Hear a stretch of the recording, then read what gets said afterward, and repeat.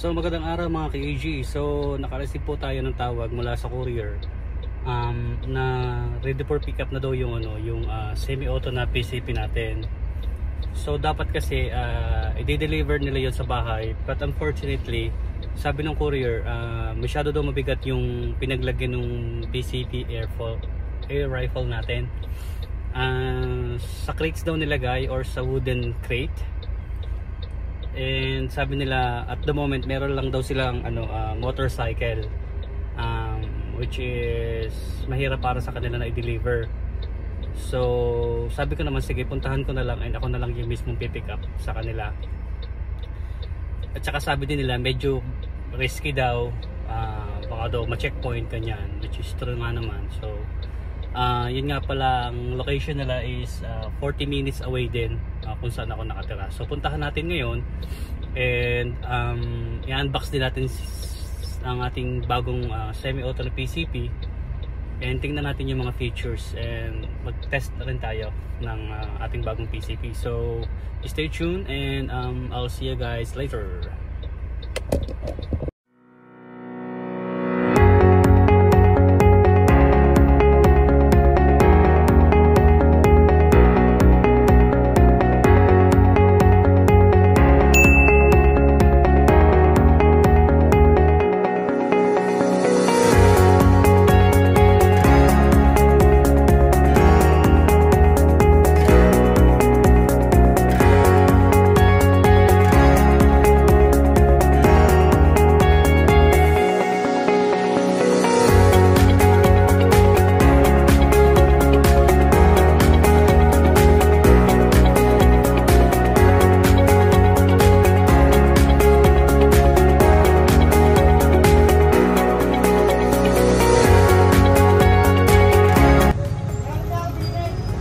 So yun mga ka-AG, after 40 minutes of biyahe natin, finally nakuha na natin itong semi-automatic na PCP natin.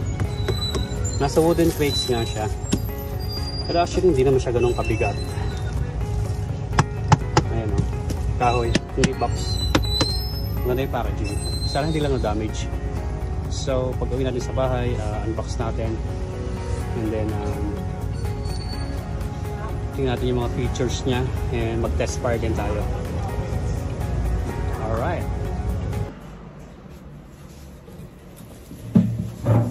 Okay. So, ito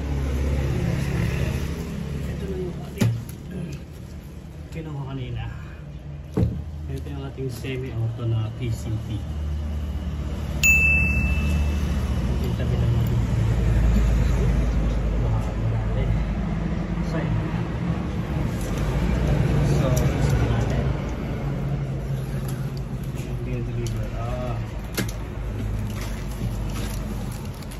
Wooden crate niya yung lalagyan niya.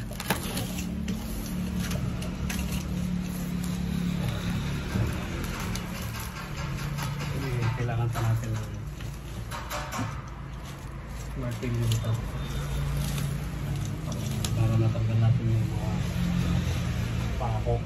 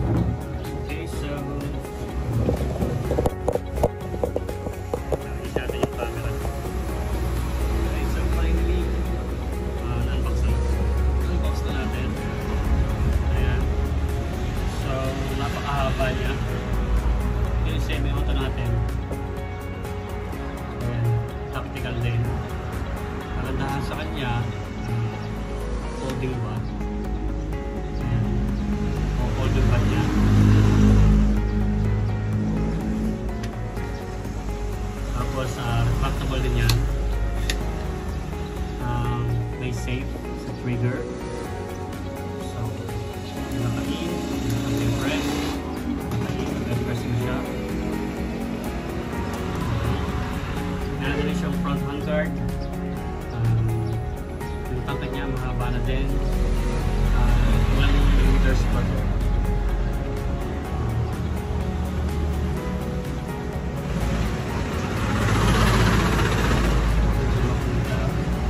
Yung barrel niya siguro mga around 19 inches to.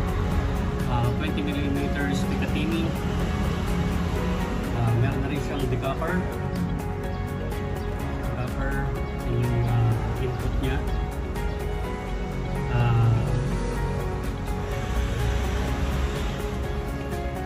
So yung auto function niya, mag-work lang siya from 2,700 to 1,500 PSI. Pag mababa na yung gas niya, yung hangin, single shot na lang siya. Kasapot o kasapot.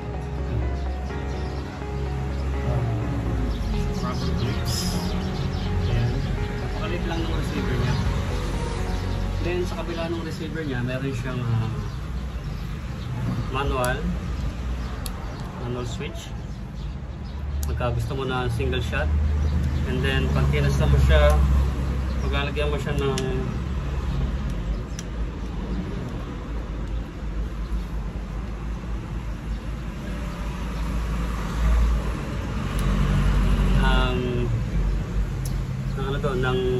magazine, lalagay mo siya doon sa load. Ayan. So test fire natin, testingin natin ang semi-auto niya.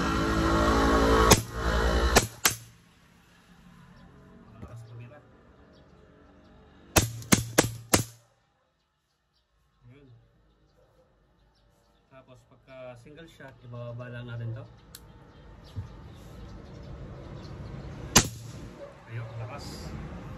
Then kailangan na natin tumasan ulit. Yun, napakaganda. Pwede natin ang stove. Pabigat din siya. Siguro nasa ano na to, nasa around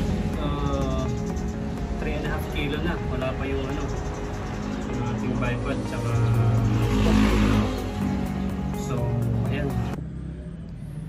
Okay, so napakinit po sa labas. So lumipat ako and then tinasting ko na rin sa case.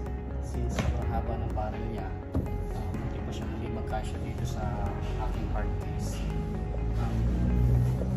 Buti na lang foldable bag siya.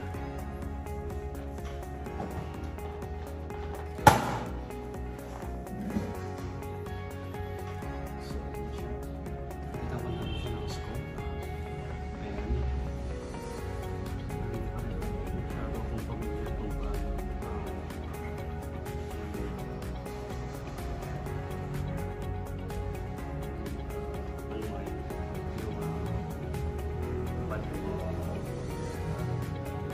so here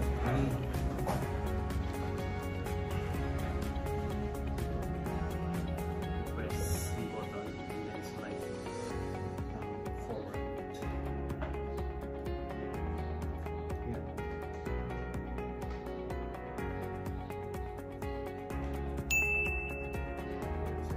Medyo bago pa kasi siya, kaya medyo magaling pa siya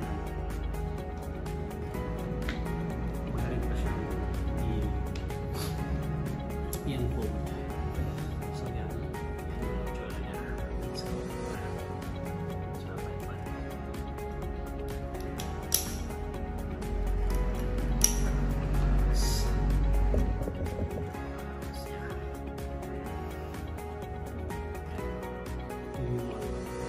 Full set ng ating semi-auto.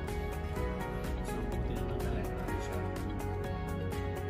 foldable bag. Kasi hindi siya kapasya sa pasok ko para dito yung mga into PCP designs at same time direct yan sa price. Ang pagandahan lang talaga dun sa sa safe niya kasi yung ibang PCP kasi pagdating sa safe, for example sinake mo siya ganda. Yung sa iba kasi medyo na-press mo pa, ito talaga hard solid.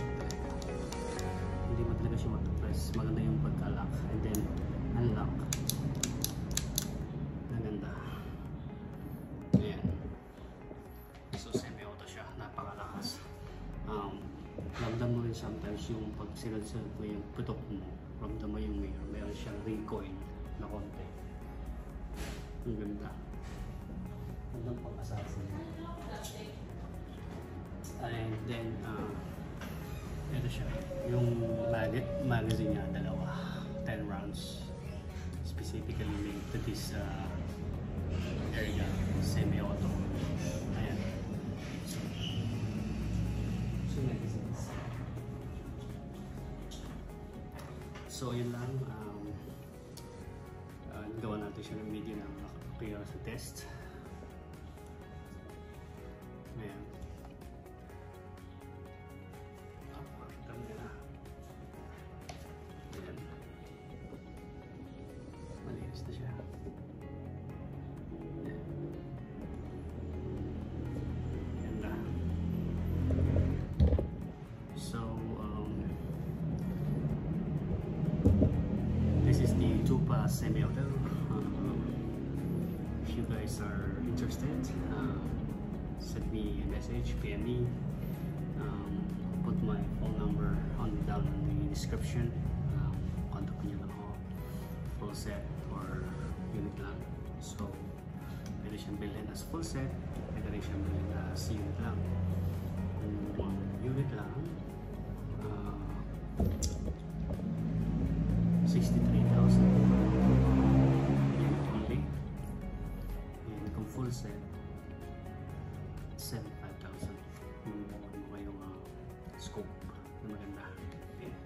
Tsaka tripod. Tsaka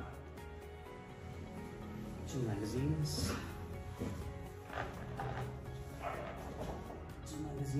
And then two hard case kasama din.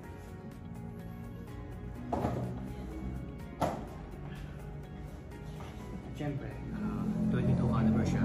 Meron na siya kasamang pellets. So, hanggang dito na lang, and please share, like this video and subscribe, and so you'll get notified when you do the accuracy test on this rifle, semi-auto.